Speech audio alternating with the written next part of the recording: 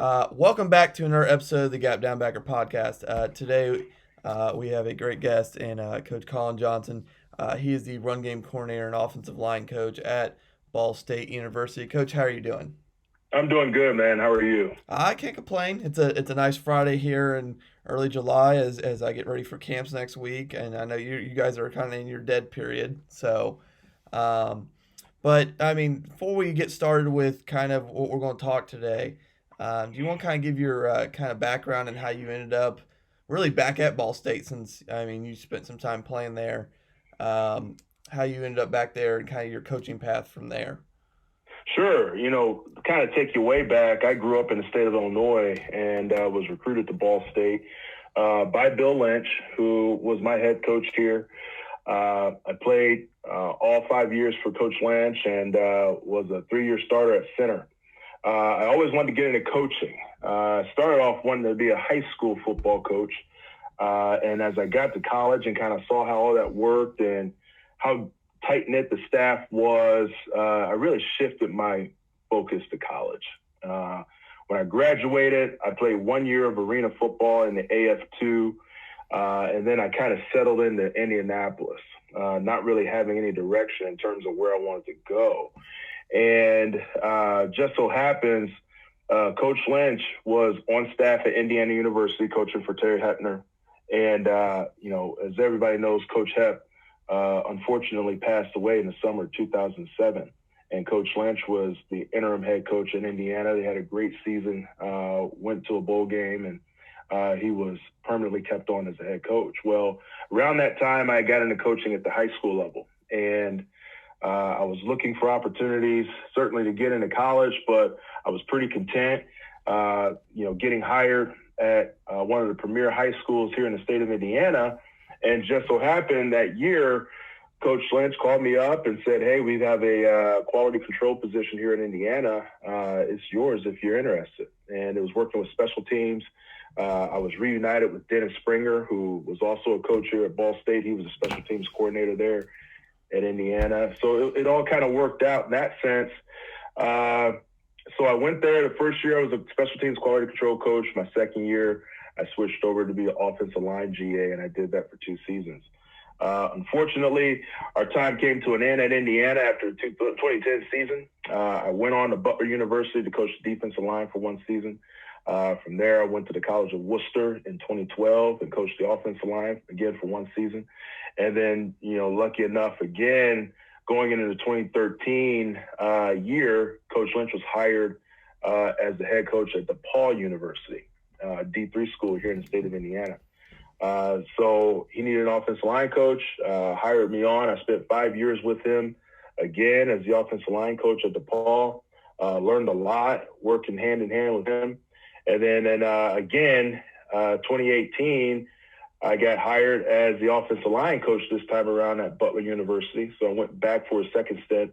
And after 1 season there, I got called by Coach Lynch's son, who was the offensive coordinator here at Ball State, Joey Lynch, seeing if I was interested in interviewing for the offensive line position. And here I am. So kind of a whirlwind way for me to get not only into coaching, but also back here to Ball State. But it's been fun, and I learned a lot over those years. Now we talked a little bit off screen and kind of before we got started because I like I said, I was talking to one of his sons the other day.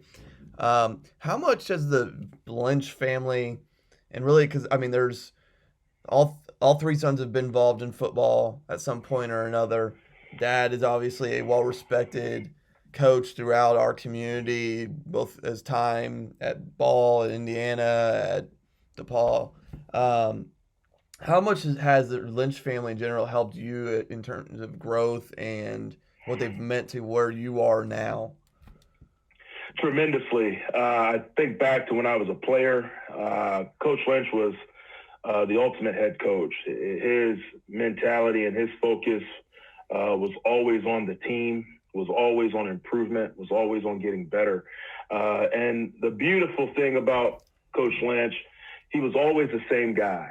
And I think we've all worked for coaches that, when things are great, they're great. When things are down, they're a little tough to work for. Coach Lynch was always even keel. no matter what it was, whether it was after a win, whether it was after a loss. And that resonated with me. His messages never changed. They were always consistent. And that was huge, especially as a young player and kind of looking up to these guys. But at the same time, his oldest son, Billy, was a teammate of mine here at Ball State. And Billy was the ultimate competitor. And I'll tell you this, all three of his sons would dispute that. They all think they're the biggest competitor. And, they've got a little sibling rivalry thing going anyway. But Billy was by far the ultimate competitor. Not only was he a football athlete here, he also was a basketball athlete. He played basketball as well. And, for a lot of guys who have to split time playing sports, you tend to think there's a drop-off competitively once you leave one and come to the other. And you never saw that with Billy. He was always locked in. He was always the hardest worker. And his competitive drive never stopped, which was impressive to me. I still remember a game in which, unfortunately, I did not play due to surgery, and we ended up losing that game. And I'll never forget what he said to me after that game, because, it was one of those situations, had I played, we probably would have been in a position to win. And I'll never forget, when we were coming off the field, he grabbed me, pulled me to the side and said, if you were out here today, we would have won that game. And it stuck with me. It stuck with me that, even after the game was over, he was still locked into that moment. And I'll never forget that. So their influence with me has been great. I've worked with all of them at different points in my career. As a grad assistant, I got to work hand in hand with Kevin Lynch. He was freshly graduated from Franklin College, and he came over and was a quality control with his dad at Indiana, and we got to work hand in hand as young offensive coaches there. And certainly I got to work hand in hand with Joey as the offensive line coach here at Ball State when he was the offensive coordinator, and reunited again with Kevin. As a grad assistant, I got to work with Billy. He was our wide receivers coach at Indiana. So it was pretty cool to kind of see everything come full circle.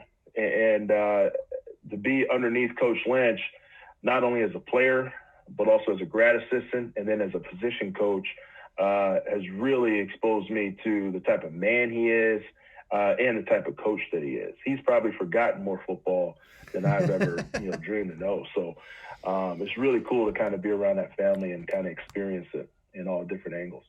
Now, when we talked the first time on the phone, we talked a little bit about Inside Zone, and you kind of mentioned that wasn't originally your, I don't know how I want to phrase this, like primary scheme. And you kind of mentioned when you went to, I believe it was Indiana, you kind of got the master class in Inside Zone. What was that transition like, or what was that experience like going from, oh, I'm not really a zone guy to I am full into Inside Zone? What kind of altered that? Yeah, well, it goes back to when I was a player here at Ball State, and we certainly ran a lot of zone. And my offensive line coach, and I love him to death, because when I first came to Ball State, I was moved from guard to defensive tackle, and my position coach was Ted Huber. He was my position coach my true freshman year, my redshirt freshman year. Going into my redshirt sophomore year, I was moved back to the offensive line, and I was moved to center. Well, at that same time, that spring ball, Coach Huber made the transition from defensive tackles coach to the offensive line coach. So Coach Huber was the only coach I really kind of ever had when I was here. And even though his background was defensive line play, as an offensive line coach, he instilled a lot of toughness, a lot of the mental aspect of the game. And certainly the scheme was the scheme. He couldn't really, screw up Inside Zone, but the finer points of the blocking was missed on us, just because Coach Huber was not an offensive line coach by trade. So going into Indiana, I kind of had an idea of offensive line play, but the X's and O's and the schemes of it all was lost on me. The only thing I've ever known was, as a player, what we were taught. So, enter Bobby Johnson. And if you don't know, Bobby Johnson's a well-respected offensive line coach. Obviously, he's the O-line coach of the Buffalo Bills now. But then he had coached some phenomenal football players in the Mid-American Conference, from Jacob Bell at Miami, certainly to Roger Saffold at Indiana. So I got a chance to learn firsthand, as you mentioned, this master class from Coach Johnson. And it really kind of molded me into who I am now. It's a little bit different, but the nuts and bolts are still the same, in which everything starts whether you're covered or uncovered. Uncovered guys are more assisting the guys who are covered at the first level. Those uncovered guys are responsible for the second level. All that can change with defensive movement and pressure, but it kind of gets you started. And then from there, how it all changes when you add tight ends to the play, or when you're going split zone, or when you're reading the backside edge, and all those things. So that really kind of was what I learned over those 3 years. And it really shaped me as an offensive line coach, because now everything starts for me with, are you covered or are you uncovered? Whether we're talking gap blocking or zone blocking, outside zone, all those things. And it's really shaped the way I see the game. I kind of had to make it my own. The one thing I try not to be is a clone of those I worked for. I have to make things my own. I have to have something that I believe in as well. And I figured that out, as I mentioned, when I was coaching with Coach Lynch at DePaul for those 5 years. I had to figure out a lot of things about who I was as a coach and the players that I were coaching and our offensive scheme. So it kind of evolved from what I learned to what we became. And here I am now kind of teaching really what I truly believe in terms of the zone scheme and things of that nature. So from what a lot of people learn when I start talking about inside zone blocking, I don't make a lot of line calls. I'm not a line call guy, which is what I learned when I was with Bobby. You know, everything started whether you're covered, uncovered, and the uncovered guy made the call. And he kind of based that on the second level leverage. And, you know, I kind of got away from that when I was coaching at DePaul, and certainly here at Ball State. I've continued to believe in that process, and it's worked for us. Now, why have you made that switch? And every offensive line coach is obviously different on what they call, how they call it. There's some preference, or some footwork, technique, and all that lovely stuff. But so why are you not making as many pre-snap calls as maybe some other teams who, okay, we know we're going zone right, we're going to call pre-snap, deuce call, and work to climb. Obviously, you guys see a lot more movement than we do. Especially in the MAC, it's movement heavy. I've talked to enough MAC coaches to know that every defensive line just stunts and twists about every play on you guys. It's helter-skelter, man, out there. Yeah. It's like, you know, you never know what you're going to get any given play. But to answer that question, my first year at DePaul University, I inherited a line that had a lot of freshmen and sophomores on it. Talented players, but they just weren't very experienced. And, you know, let Coach Lynch tell you, you know, we weren't a very good football team, especially for the league that we were playing in. And, you know, you're an Ohio guy. We played, you know, we were in the same conference as Wittenberg, which is, you know, one of the all-time winningest programs in D3 history. Wabash College here in Indiana had a phenomenal run, and still does, of winning seasons. And then you throw in the mix of, you know, Ohio Wesleyan and Worcester and Hiram and Kenyon and all these good Division III programs. You know, we weren't a very good program, and we were kind of outmatched going against a lot of those schools. So the first thing was first, we got lucky, and we talked a pretty phenomenal Division III basketball player at DePaul to come out his last year and play football. He was a 6'5", 200-pound, 220-pound wide receiver. And, you know, he was really the end-all, be-all of our offense. We had a few good tight ends. Really, we had three really good tight ends that we could use within the run game in different capacities. So we wanted to make sure that, one, we were going to have that really good receiver on the field. We were going to extend the line, and we were going to make defenses cover gaps. And then our biggest focus was, how can we slow the game down as much as we can? I mean, Coach Lynch used to always say, we're going to set football back 50 years and use all this play clock. So, that was kind of our thought process going in, just to give ourselves a chance to win until, we can continue to build the program through recruiting, and certainly those young players could get older. So my first year, we were doing all this. We were slowing the game down. We were going from the huddle, getting to the line. We were making all those. I mean, we were Indiana University. We were making all those line calls and everything that I learned. And certainly when we got the junk fronts, it was an auto call that, hey, we were going to full zone everything and collect it as it came. Well, as we moved into the next season, I think college football, the influence of everything that was going on around the college football landscape, certainly with what was going on down at Baylor and other places, the no-huddle offense was kind of reigning supreme. We have recruited a very talented quarterback who I think we knew early on was going to be our quarterback of the future. And by that point, he was given the reins of the team. And in order for him to really grow, we had to make sure the offense was dynamic enough for him to grow within.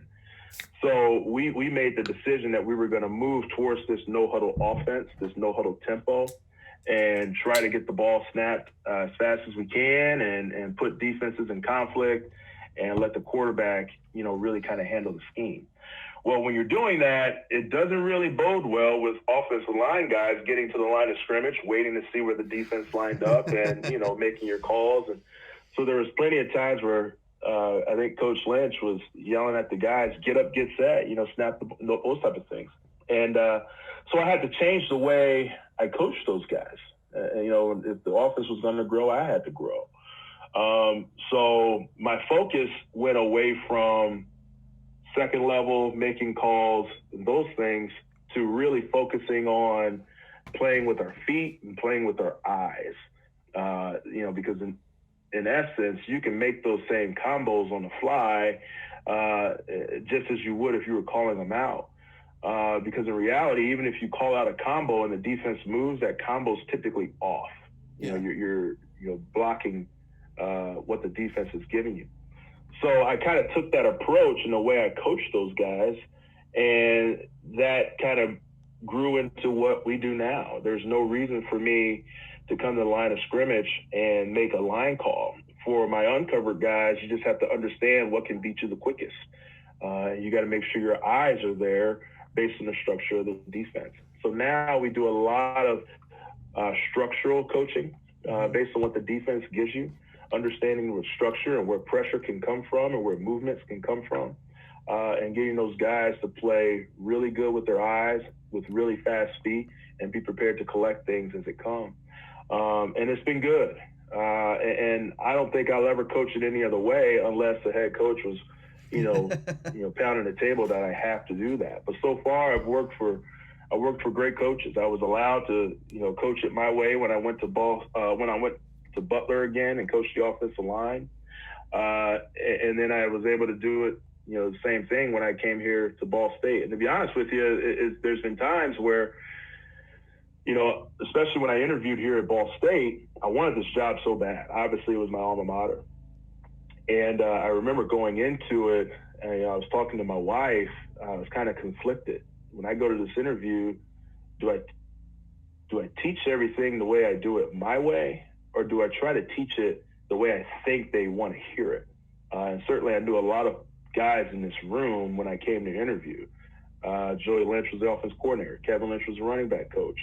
Pat Doherty was the tight ends coach. And Alex Bailey was a receivers coach. So all these guys I've met before, and I kind of knew them. So I was comfortable, but at the same time, I didn't know what they were used to as an offensive line coach.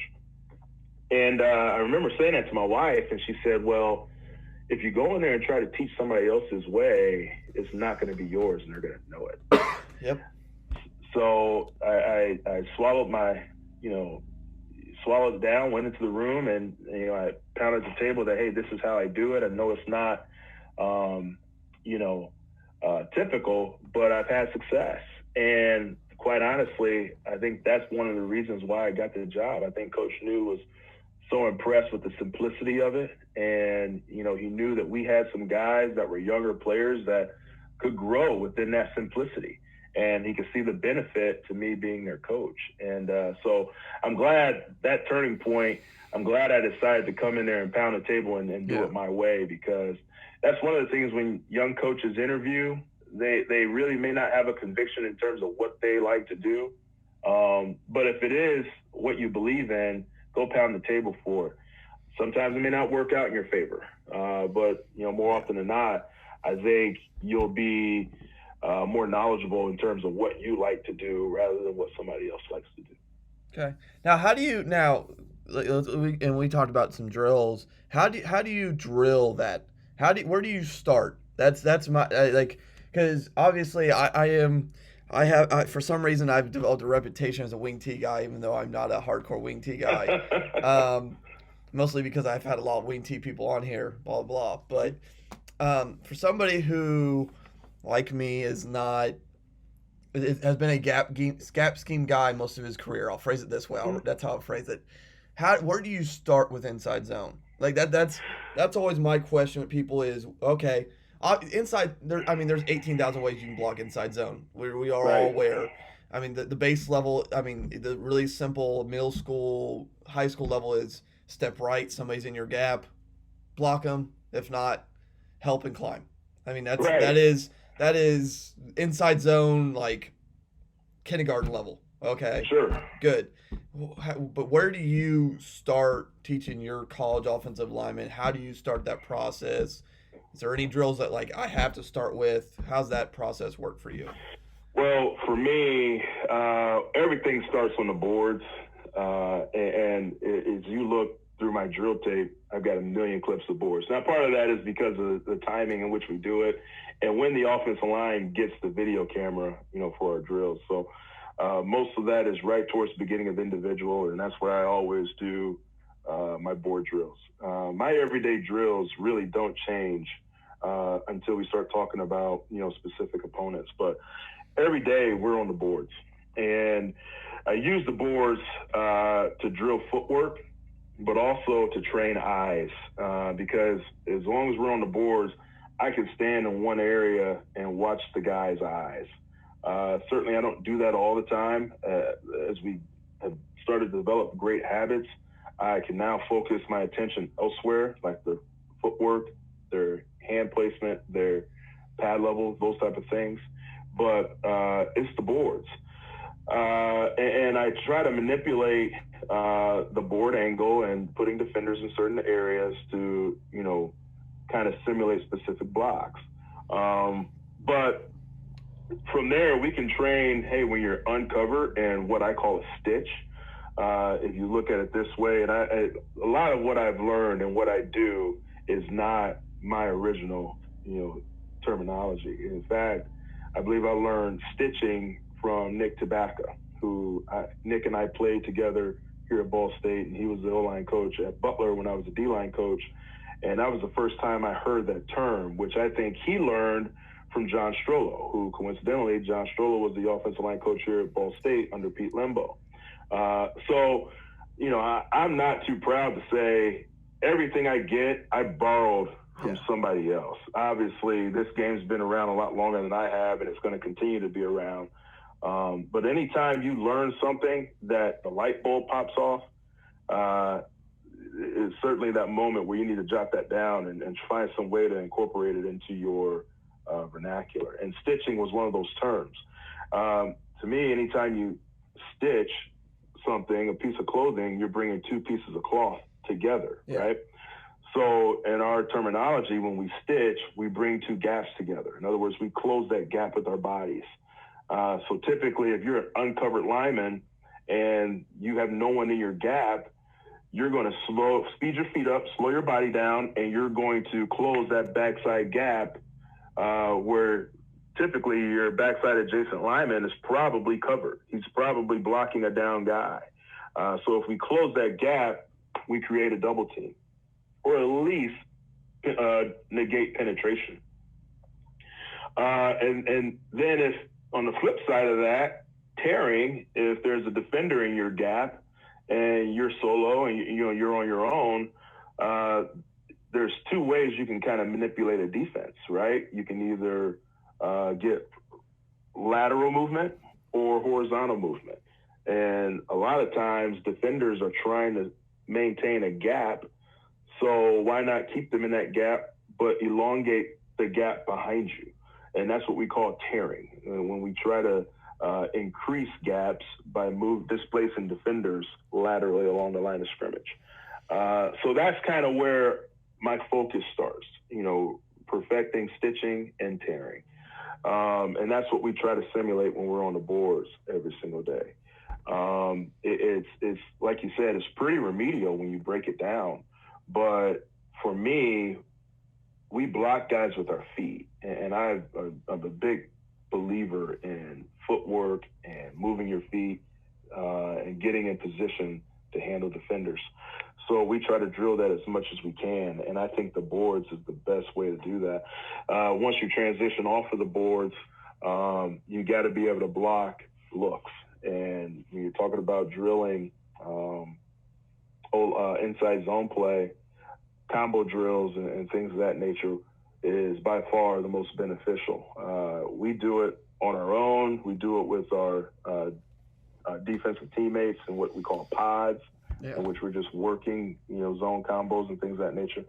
But, trying to be able to do that as much as we can to get a true realistic viewpoint of what we're going to see every single day. Okay. Now, when you talk hands, how do you teach hand placement? Hands I think are the bane of existence of any high school coach. I think whether you're talking O-line or D-line, it is one of the hardest things to teach. Or maybe it's specifics that get lost for a variety of reasons. How do you teach hand placement as you go? Hand placement for me is all ties into the fit. When you talk technique and you talk about the run fit, that's where hand placement comes into play. And going back to my time with Bobby, his big thing was you rip your hands from the ground. And if you rip your hands, it's almost like that uppercut motion, which a lot of coaches will call the double under. And, you're striking on the rise. But Bobby was really, he kind of taught specifically, hey, rip your hands from the ground. I try not to overcoach the hands. I really do, because I think the most important thing is the footwork. Because a lot of times, especially when you're coaching young players, if you spend a lot of focus on the hands, the first thing they're going to want to do is get their hands to the block. And I think it's really important that we get our feet to the block before we bring our hands. But in order to do that, you got to get your feet in the ground as fast as you can, right? So there's a timing to it all. Getting that first step in the ground, not overstepping, not lunging, just getting that first step in the ground. And especially when you're talking inside zone, oftentimes that first step is negligible. It is probably going nowhere. Oftentimes I teach guys to, step in a bucket just so they can open their hips to get their eyes to the front side and buy yourself space. So that first step is everything. And then your second step is you're coming to contact. You want to rip your hands with that second step. But all I'm looking for is inside leverage, right? Coach I coached for at the College of Worcester, Mike Schmidt, he was our head coach there, and he was an old O-line coach. And he used to always talk about vertical leverage, which is your pad level, getting your hat underneath their hat, and then horizontal leverage. And his definition of horizontal leverage was hands inside, not having your hands outside the frame of a defender. So that's really what I focus on when I start talking about hand placement. I know some coaches are one hand to this point, other hand that point. And I try not to overcoach that. I want to block what defenders give me. I'm going to block the surface. I sometimes get specific in terms of, If I'm uncovered and I'm assisting, I want to try to bang a hip to try to deliver a defender and those type of things. But when you're truly talking one-on-one zone blocking and you're covered, I just talk about inside leverage with my hands. I want to get inside underneath my fit, and from there, let my footwork take over. Okay. This is what we call working a stitch. All right. So what I typically do when we're on the boards and we're talking inside zone, if we're going vertical, we're uncovered, the board will be completely vertical, and we're lined up on either side of it. So in this particular clip, we're running an inside zone play to our right, okay, which we're going to line up on the side of the board. I have the offensive lineman step to clear the board, okay? Now, the only reason I do that is to steal a rep of tight feet, all right? Clearing over the board, making sure they're loading their weight on their opposite leg and stepping and driving to get their foot about 6 inches off the ground to clear the board and then quickly get it in the ground. When you start talking actual play, a lot of times when you're stitching, you're not stepping anywhere. You're not going anywhere in a certain direction. Your foot's going up and down. Yeah. You're checking your play side gap, but you're certainly not trying to lose leverage on the backside defender. All right. As you watch, eyes should go front side, right? So as you watch the right tackle here, you can definitely see his helmet transitions to a play side viewpoint. He's checking for a defender coming into his gap. So we want to see that. I know you don't see it on all these guys, but you can definitely see it here on the left guard, left tackle, maybe backs kind of blocking his view. But from there, remember, they're uncovered. So their main responsibility is the second level.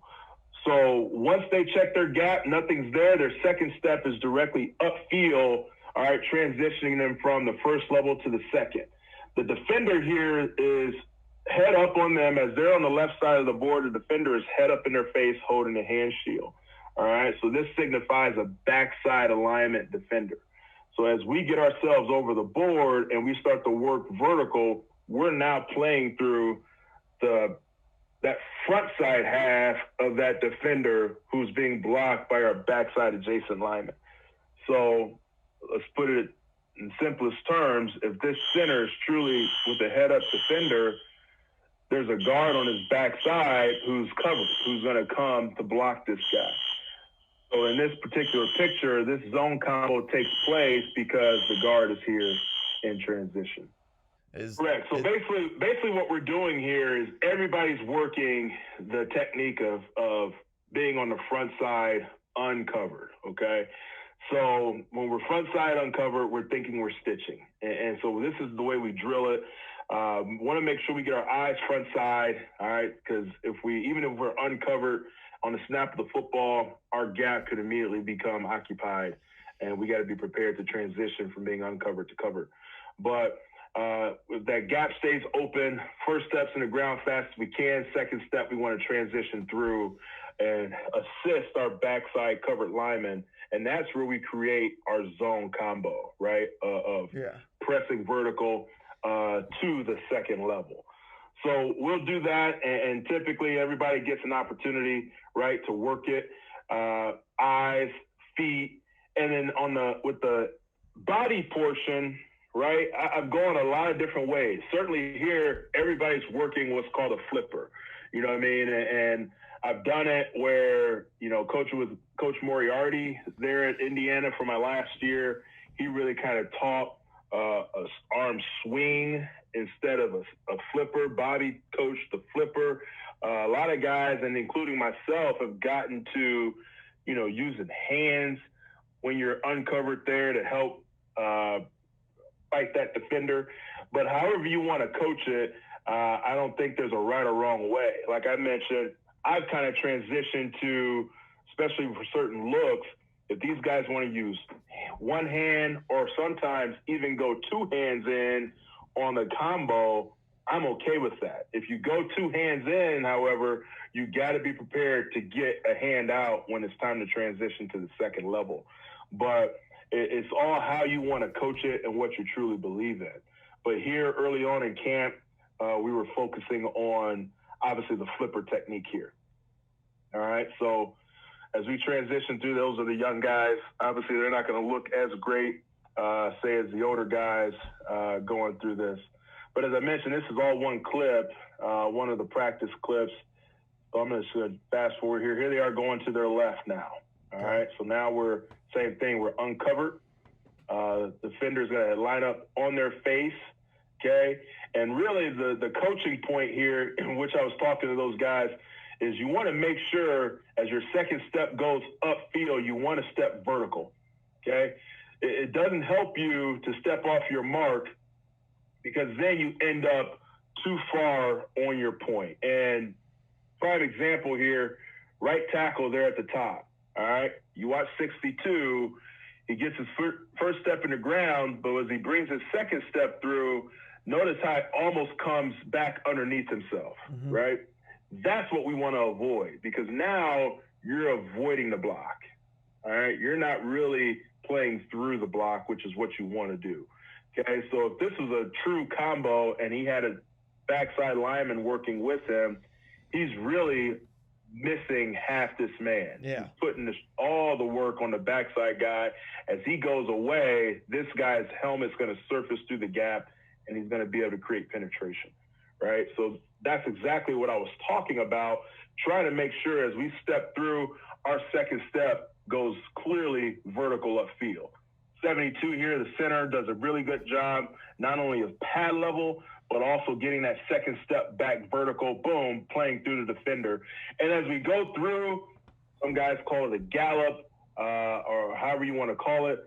I just call it climbing, okay? Their footwork, you're always going to lag your front side leg behind, and you're going to press through with your post leg, all right? That's the climb that you want to use as you're going through and pressing through that defender. So that way, basically what this does is ensures that you're playing with power, all right, as you help your defender. But then also, eventually, as you have to come off of this block, now you can transition off of this block with your post leg high.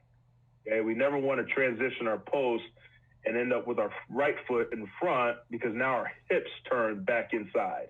Now we got to flip our hips back around just to come off of the second level. So we want to practice climbing through with our post leg high as we press through it. All right. So that's what we do as we work through the front side of this thing. I'm going to skip ahead here. Okay. All right. So now here we are, a different day, working the same drills. You can see here at the top, that's stitch right. Here we are, stitch left with the older group. It's the same drill as we're doing before, right? Working with the hand shield, fast feet, using our flipper to try to create that surface. We want to try to create as much of a surface with our body as we possibly can to get thick on the defender. Okay, the next part of it is now we're covered. Okay, so when we're covered, we manipulate the board where we tilt it slightly, all right, where it's angled at the defender. All right, now the defender goes from being head up on my face to covering up the board. All right, so the focus here, okay, is that there's a defender in our gap. We're no longer assisting backside. We are now focused on blocking the defender that is in our gap. All right, now for the front side of the line, it's going to be different than the back side of the line. Okay, for me, inside zone, I've had enough horror stories where when you talk about aim point, putting a front side lineman on a play side number aim point, we got enough horror stories where we get into a pretty good fit and we got cover on this guy. And as the ball declares, this defender kind of throws us to the side, hangs his hat inside, and he makes a tackle just by having his body in the gap. So that whole deal has caused me to change my front side aim point with my guys. So what I teach in inside zone, everything has an aim point. On the front side, we want to be inside number conscious, all right? In other words, we want to stay inside out on defenders. So when we do these board drills, I expect their helmet to reflect that, to show that if I'm going to stay inside, I want to err to having my helmet on the inside portion of this pad to maintain inside leverage. On the backside, okay, on the backside of the inside zone, we want to try to create more of a dent on the defensive line and into the defense. We want to try to get more vertical push if we can. So our focus now on the backside is a play side number aim point. So I want to get my helmet to his play side. Okay. If I can get my helmet play side, great. I'm going to press my belly through and try to get vertical push on this defender. If I can't get my helmet play side, that's okay. All right. If I can't get my helmet play side, I've tried. The defender's hugging my play side lineman just too tight. I can't get my helmet across. Now we transition to driving the defender down the line. In other words, tearing. Okay. So that's kind of the main focus here. On the backside, we want to get our helmet across. On the front side, we want our helmet to stay inside out. Okay. So as we do this, again, we want to focus on first step in the ground as fast as we can. All right, we're still clearing the board. All right, working tight feet, but I want to get that first step in the ground as quick as I can, and then I bring our second step in our hands immediately thereafter. All right, and you can see as we get into this fit, I think probably a little bit play side number conscious, definitely play side inside number conscious. Centers I don't over harp about because they are the guy right over the ball. If they can get inside and tear, great. If they get play side, I'm never going to overcoach the center. Backside, definitely play side number conscious, and certainly here on the backside, I think he starts off kind of more head up than what we want, but does a good job of running his feet. Now, I never want to create separation. So when you start talking about hand placement and all that, up front, I never want to create separation. I'm a big believer in that's doing the defender's job for them. All right. Defensive linemen want to maintain gaps. They got to create separation in order to maintain that gap. They also have to find the football because eventually they got to disengage and make tackles. In the run game, they're all about playing long.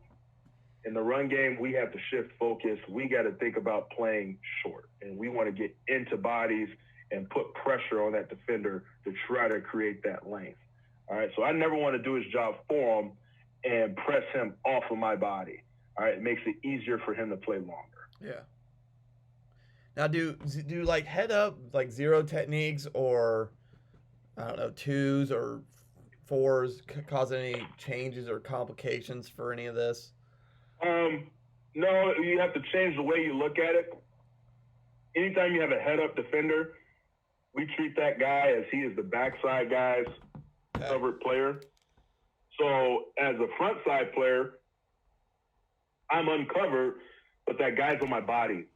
Yeah. So I can never be too fast to leave him. All right. He's not my guy necessarily, but there's a good chance he could become my guy if my backside buddy declares him that way. And that's a terminology that we use, is declaring. Prime example, if we're working inside zone and there's a head up nose on my center, so now our point linebacker is play side, and my center and my left guard are working to the point through that head up nose. There's a good chance that the center tries to avoid that nose man to get to the point, then that nose man is going to occupy two blockers, and that point man is going to be unblocked. So the first thing we want to take care of is the down line first. Center's not going to go anywhere. He's going to take his first step, second step, and he's going to get hands on that nose man. If that nose man wants to play backside, in other words, he slants away from the center, then the center will naturally transition to a stitch and begin to climb to that play side backer. My guard, on the other hand, will work to that nose man, and he may not get his helmet across. That's fine. He'll end up tearing him down the line, elongating the backside B gap.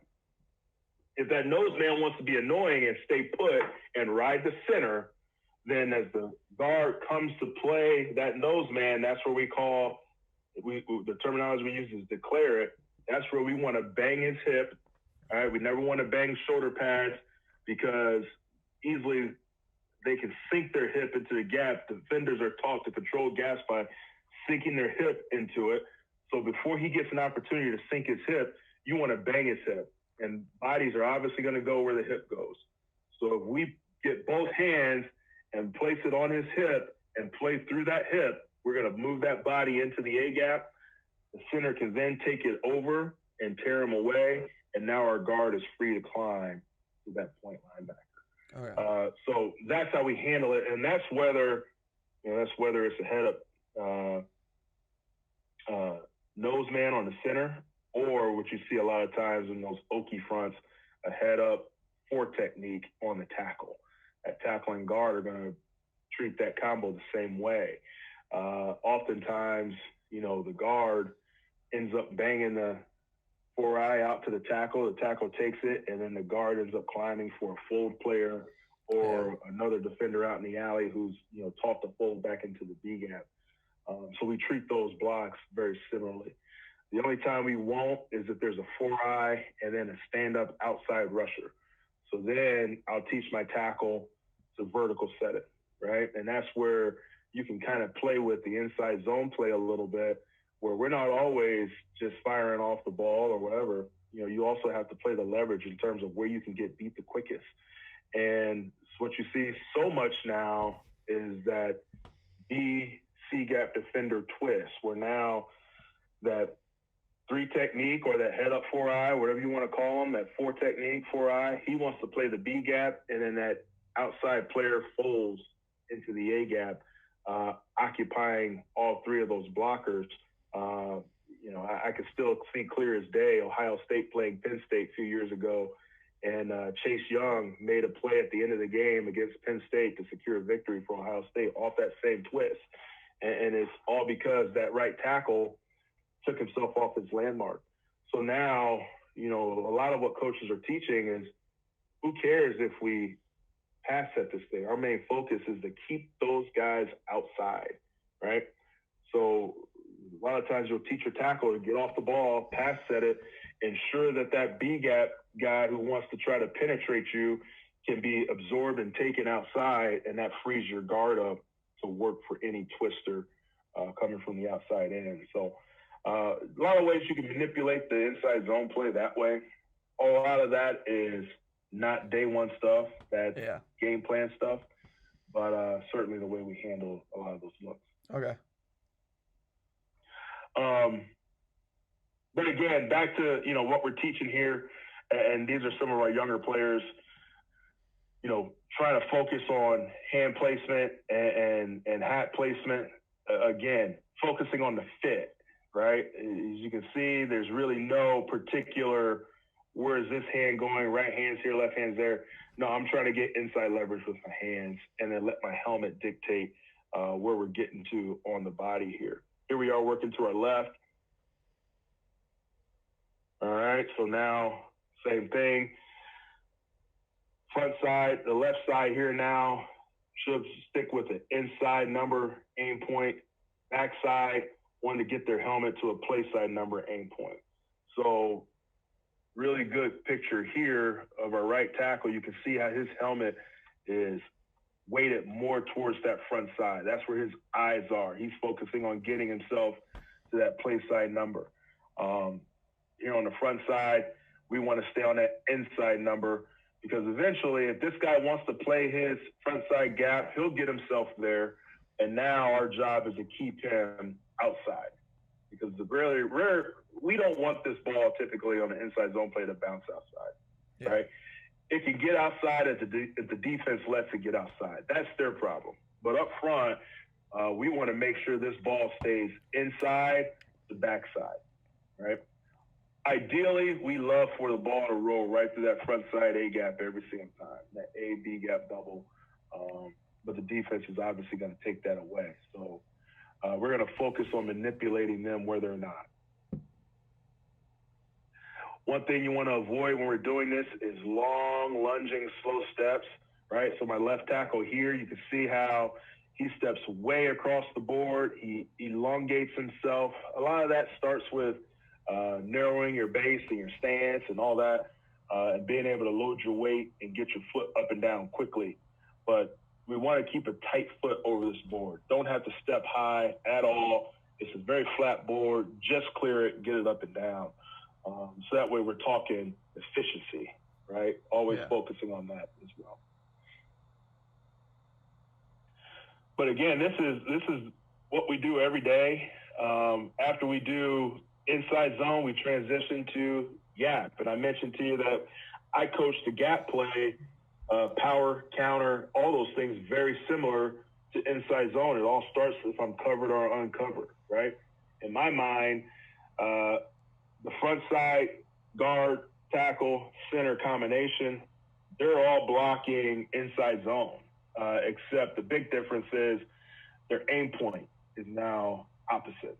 Whereas on the back side of that thing, we typically want to be on a play side number, getting our helmet across. Now because the ball's coming this way, I'm sorry, I should work it this way. We're going gap right here, okay?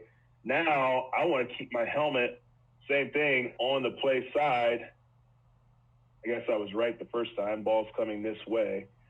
So if we're running, say, counter, that guard's pulling, we want to keep ourselves on a play side number, which in this case is this 5, this 7, okay, and this 4.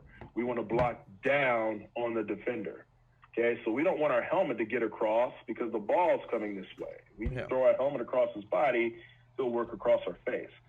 So our aim point is closer to our body, so therefore our footwork has to be tighter. All right, so instead of putting ourselves on the side of the board, we now back up and put our toe on the tip of the board. So now when we clear this thing, it is really up and down, just slightly passing the board, right? So we don't have to step very far at all because we're going to maintain leverage on this defender. All right, we've already got great leverage. He's inside of us. I'm going to stay on that same leverage and play that play side number, okay? So that's kind of the difference there between inside zone and gap plays for us. But other than that, we're still treating it like we're covered, uncovered. Just the ball coming forth at this time. Okay.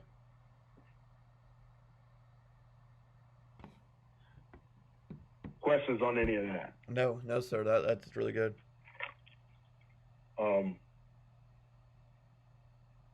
Outside zone.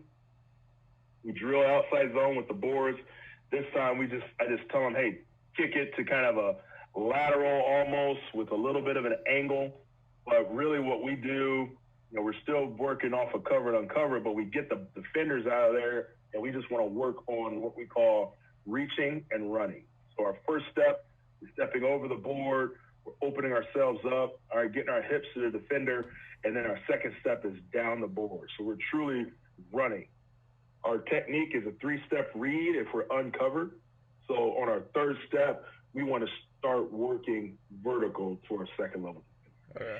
If we are covered, then we're getting ourselves to a play side armpit aim point and working ourselves back to vertical, trying to press our bellies upfield through that aim point. If we can't get ourselves to the aim point, we're going to run the defender to the sideline. Yeah. Simple as that.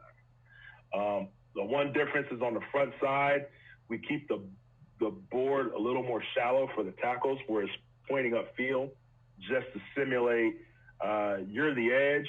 And if we're running a short side outside zone play, we want to take a more flat angle departure. In other words, we're going to work to cover up that defender, all right, and keep him square on the line of scrimmage as we press. If he jumps outside, we'll transition it outside. If he crosses our face, now we're pressing through that outside shoulder, all right, and helping our adjacent lineman who's coming to it. But that's only for tackles on the front side of the thing. Certainly as we get going and start doing, padded practices, we'll work the backside, in which we always want to cut down the backside of the second level. It's what we call a reach, run, and cut. Okay.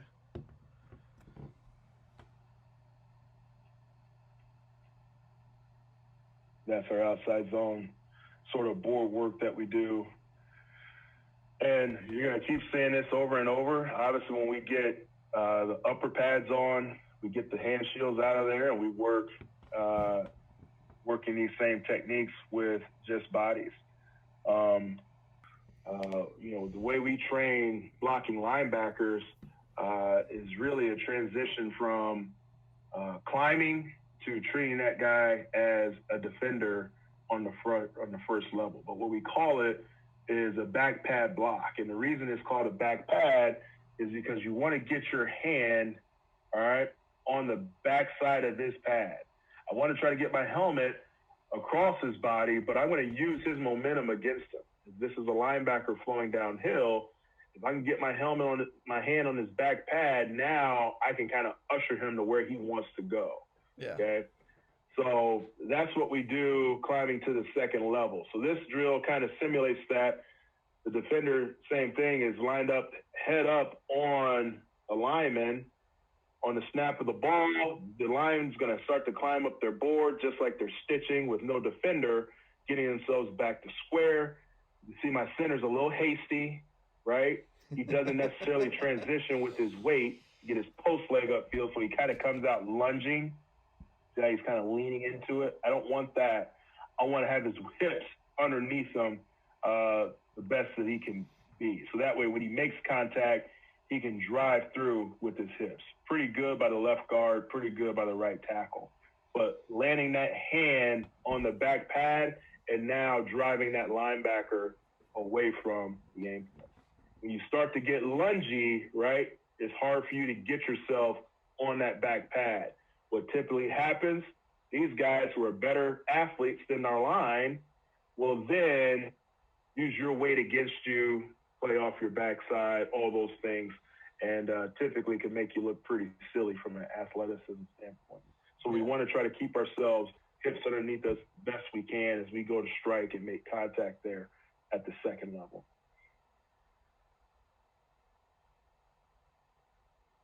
But the whole way through, playing with fast feet, you never want to. This is another thing I take from Coach Tabaka and John Strollo. You never want to puncture the second level. Okay, we all know that linebackers are creatures of habit, and they have reads just like anybody else on defense does. So the back is going to tell them everything they need to know in terms of where they're going, right? So they're going to try to meet this back at the line of scrimmage. Therefore, for us to complete this block, we don't have to get to the second level and meet this guy where athleticism is king. He's got a lot of space at the second level. He's got a lot of space to work against us. Therefore, you want to get this guy in a phone booth, all right? You want him to come down to where we play, where there's less space to play between the gaps, and now he has to play his gap, right? Gap sound defenses, this linebacker is going to come downhill and play the gap that he's responsible for. When we get to the second level too fast, he can easily play back a gap and still be an athlete to make it to the ball carrier. So we want this guy to come down to our phone booth, right? So that's why we play fast feet. We want to slow our body down, get as many steps in the ground as we continue to climb, and hopefully as this guy makes his way downhill, we meet him still at the line of scrimmage where we can now dictate where he's going to go and the ball can declare. It takes a patient runner to understand that. Oftentimes you get guys that want to just hit the hole. They'll get to the line of scrimmage way too soon, and it's not great. So it takes a patient runner to run behind a line that is patiently allowing those linebackers to come downhill to you. But I think when you find that good combination, you get a chance for a lot of big plays in the run game. Yeah. Okay. Now, I was wondering how you were teaching them in the second level, and I really like this, Coach. So. And it's key that, when we work this, the linebackers understand they got to flow because we're going to block guys in the area that we find them. For instance, if this linebacker was to disappear, 71 here on 57, if he's a disappear backside, 57 is not going to chase him, right? Yeah. He might be the point linebacker. He might be the guy that starts off in the area on the second level to where he's working. But if he disappears away from his area, he's not going to chase him. He's going to keep his eyes in his gap. He's going to transition his stitch. He's going to keep playing fast feet until something does show in this gap. It may never show, right? And if it doesn't show, he'll keep prying on this backside leverage down guy to elongate this gap because his tackle is now expanding, and now the ball has a chance to hit front side through there. So it's good teaching for young players to understand, hey, it's a green light, red light type of scenario. If there's someone there, keep playing with fast feet, let him come to you. If he disappears, now lean heavy on the guy backside and let's really elongate that gap that's there and keep our eyes open. Because on defense, they're all birds, right? We teach guys to, block linebackers, but based on the defensive structure, that safety, that corner may be the new B-gap threat based on the pressure or the way they're fitting it. And we got to have, the right frame of mind to have our eyes in our gap so that if that safety does show up, that's who our new threat is as our point, and we got to run our feet and go take that block on. So. Okay. That's perfect, Coach. Like I said, I think that's a good way to introduce inside zone fundamentals to our coaches that listen to this. Is just here's the initial steps for uncovered, covered, and then how to fit up to a linebacker. I think those are all three great drills that could help our coaches. So sure. Like I said, I really appreciate it, Coach. Absolutely. Trying to think if there's anything else before we start wrapping up. I'm an open book, man. If like I said, there's a lot of drills in here, and a lot of these things, like I said, I didn't come up with them on my own. Yeah. They're all things that I've kind of developed, like cliffhangers. I learned this from working in Northwestern camp, and basically, is teaching guys to get their feet in the ground as quick as they can. So basically, they're in a shoot. They're leaning forward on the set hit, and as they lean, as their body weight goes through, they want to lean all the way to the tipping point that they feel like they're going to fall on their face, and at that point, they bring their feet and their hands, boom, to get in the ground and run their hips through. You can see the guy here on the left does a great job of it, getting his foot in the ground. Center kind of brings his hands first without his first step. But the whole idea is to feel hands and feet at the same time. And I thought it was a really good drill, so I started incorporating it with my guys. And the more we do it, the better at it we get. So it's been, it's one of those drills that I'm always going to keep using. And the first time you start doing drills, right, they aren't always what you want them to look like. Yes. And the more you do it, all right, it ends up becoming pretty good. For instance, in 2019, we started doing what's called pressure weave. And pressure weave is a pass pro drill that I learned from Bobby Johnson when I was at Indiana. And the first time, we did pressure weave, it wasn't great because it's a drill that the defender's got to be in sync with the offensive guy, and he's got to, be a good teammate that way to make it look good and really feel what you're trying to get out of it. Yeah. And the more we do it, and the more we did it, the better at it we got. So that when you get to, the later, and this is all from the spring, but when you get to the later points of pressure weave, it's pretty good. And I probably don't have a lot of it on tape here, but certainly this is that same spring, and 79 looks so much better. You can see how he changes weight with every direction that he goes and fighting pressure with pressure. It's almost night and day, Coach. It's one of those things that you get, like, don't be afraid to fit the drill to what you're doing. And even if it doesn't look great the first time you do it, keep doing it. Keep doing it. Keep doing it. And the guys will get better at it. Yeah. I think that's perfect. And I think that's a great way to end here, Coach. Awesome. So, like I said, all you gotta do is sit there, Coach, while I do this little wrap up. Coaches, that was another episode of the Gap Down Backer podcast with Coach Johnson here. Coach Johnson, his Twitter and stuff will be in the bio, along with how to support the channel through the Patreon and other stuff, and then how to kind of follow Coach and contact Coach if you need to contact Coach. If you want to go back to any point of this video or the audio, if you're listening to the audio only, the tags will be in the bio as normal. So just click on what you want to re-listen to. It will be there for you as well. Make sure you like, subscribe, share so other coaches can find this, all that lovely jazz. So people can find Coach Johnson in this conversation. Thank you for listening, and that was another episode of the Gap Down Backer podcast.